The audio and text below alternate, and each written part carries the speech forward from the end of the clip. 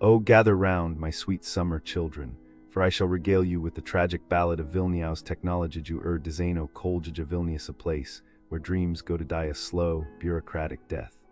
Let me paint you a picture so vivid, so grotesque, you will feel the weight of my suffering in your bones.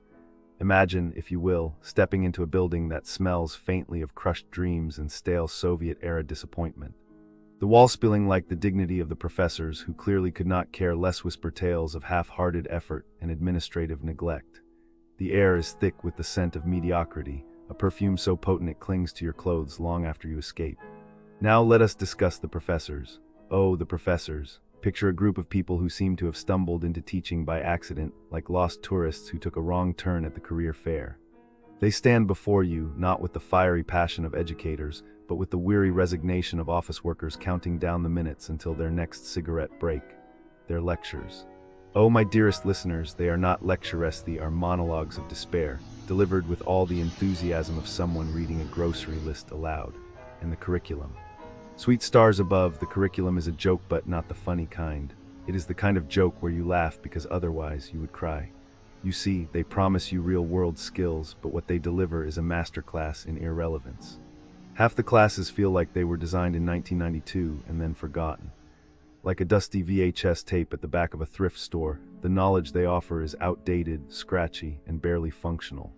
But wait, let us not forget the crowning jewel of incompetence: administration. If bureaucracy were an Olympic sport, Vilniaus technologiju dizaino kolegija Vilnius would take home the gold, silver, and bronze, while setting a world record for most red tape per square meter. Need a simple form signed, prepare for a quest worthy of Greek mythology. Expect unanswered emails, mysteriously vanished documents, and the kind of customer service that makes you wonder if they are actively trying to gaslight you into thinking you are the problem. And the students, oh, do not get me started on the students.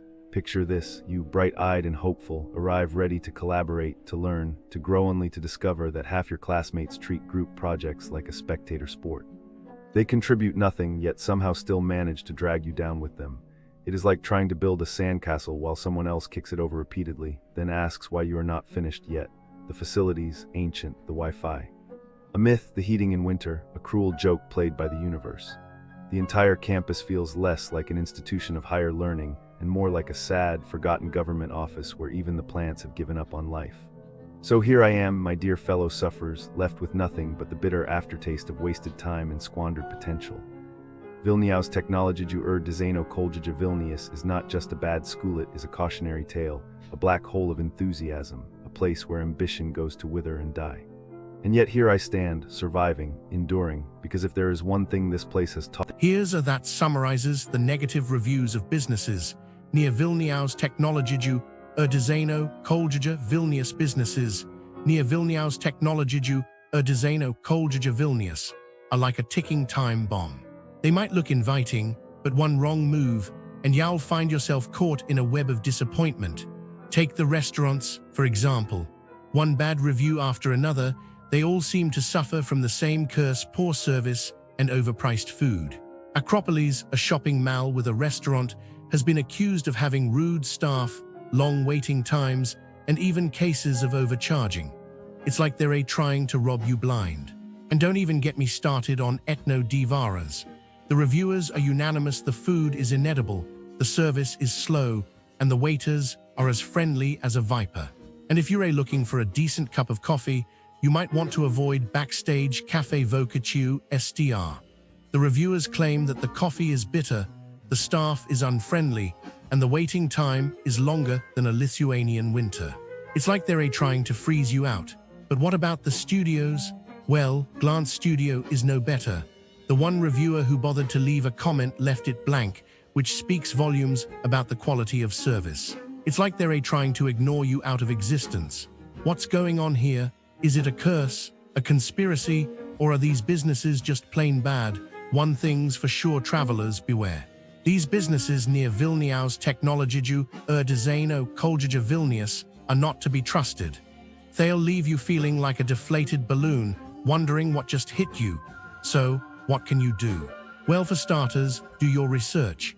Read the reviews and read between the lines. Don't be fooled by the fancy decorations or the charming facade. Look for red flags and trust your instincts. And if all else fails, take a deep breath and remember that there are better businesses out there waiting to be discovered.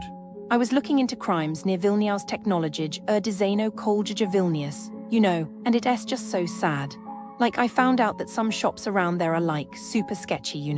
They have these fake brand products and they try to sell them to tourists at crazy prices.